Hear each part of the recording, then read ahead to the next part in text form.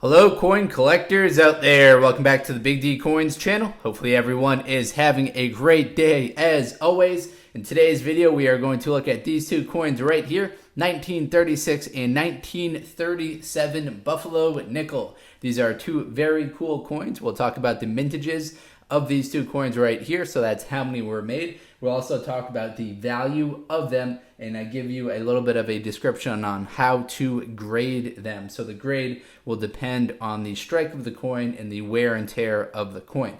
Now, if you're new to the channel, what we do here is we talk about some of the basics of coin collecting. I share off some coins that are part of my collection and kind of tell you what to look for in your very own collection. This is not going to be an overly technical video. We're just covering the basics, having a little fun here and talking about coins. So let's move these two up here on the top side and we'll bring these two into focus right here. We've got a 1936 and a 1937. Now the reason I chose these two is that they were the last 2 years of the Buffalo Nickel series. The Buffalo Nickel series was a 25-year series. That's because that's how many years Congress decided they wanted to do that. So every time that the mint changes up coins, they need to get an act by Congress to do that. And so when they first started making these coins, they signed up for a 25-year commitment, and that ran from 1913 all the way till 1938. Part two of why I chose to talk about these two coins right here is because they are the highest mintage in the entire series. Some of the highest mintages in the entire series, specifically for the Philadelphia Mint. So in 1936, at the Philadelphia Mint, they made 119 million of these coins.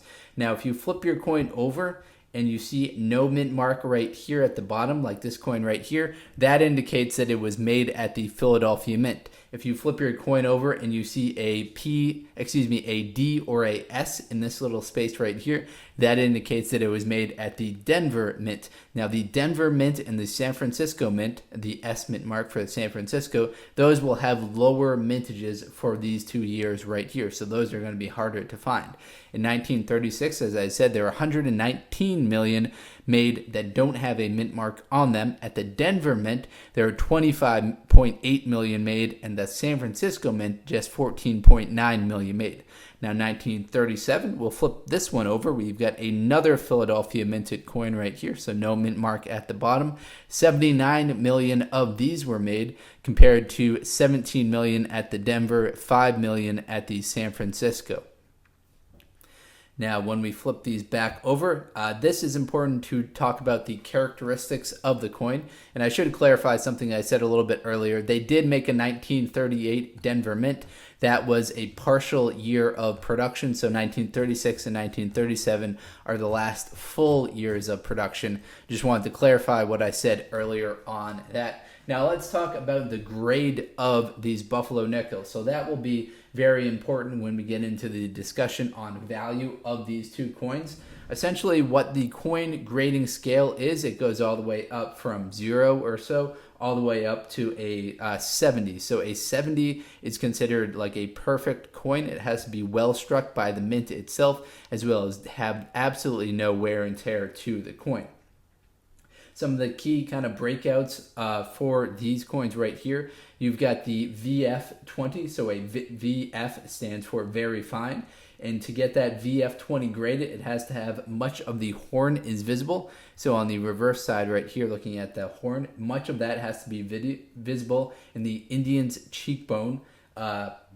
Cheekbone can be a little bit worn out right here. So that's if you've got that horn showing in the back right there and you've got a little bit of wear and tear on the cheekbone, you can still get that VF20 grade.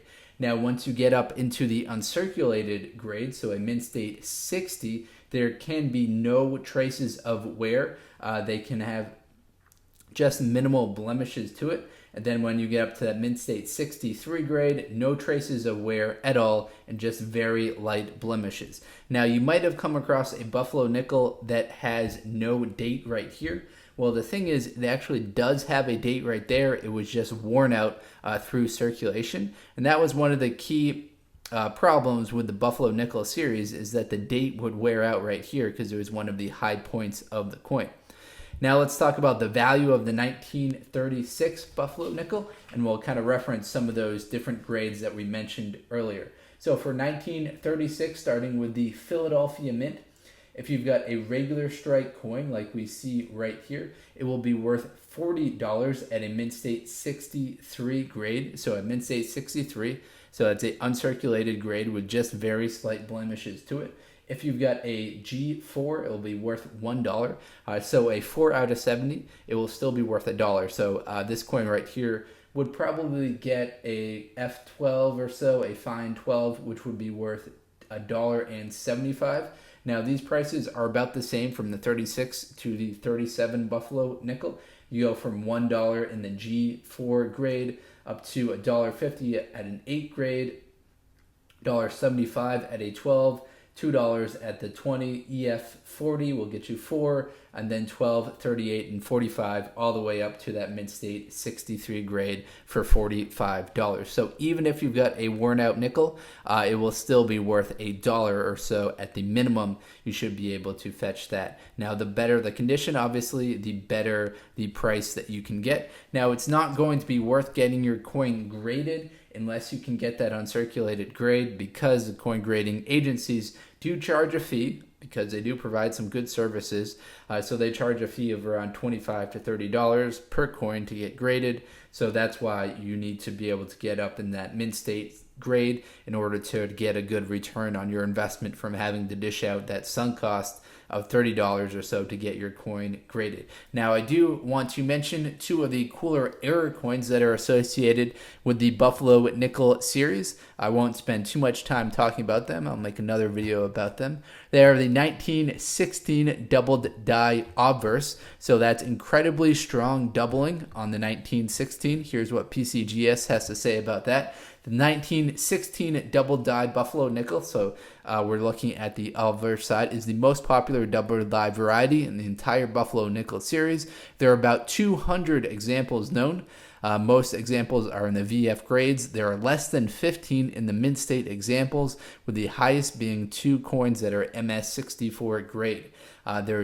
Doubling is very dramatic, mostly going from south to east on the date, and is also on the Indian chief's lips and chin. So that's the 1916 double die obverse. Now let's talk about the 1937 Denver Mint 3-leg error. We flip it over.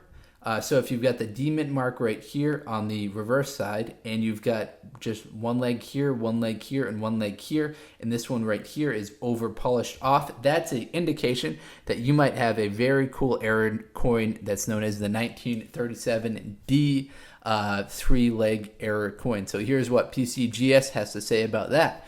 The 1937 D 3-leg variety results from overzealous polishing of a worn reverse die. So the die, which has the design on the coin, was struck right here, and they over polished this part right here. So the foreleg has almost completely been removed, and the back leg developed a moth-eaten appearance. So you can check out images of that online. There's also another feature that looks like a little bit of a stream that appears beneath the bison's belly. If this kind of stream feature isn't present, it might be an indication that someone counterfeited this coin by wearing out that right there, but not capturing this little stream feature right here in the middle. Anyway, that coin can be worth quite a lot of money, especially when you get up in that MS 67, 65, 66, 67 grade. At Heritage Auction, there have been coins that have sold for $85,000, $97,000, and $81,000 for that the 1937 D 3-legged error coin. So 1916 double die obverse, 1937 D 3-leg variety. Those are the two coolest in the Buffalo Nickel error coin series, at least according to my opinion. All right, everyone, hopefully you enjoyed this video. If you are into coin collecting, please do check out some of the other videos on this channel. Thank you very much, everyone, and best of luck coin collecting out there. Enjoy!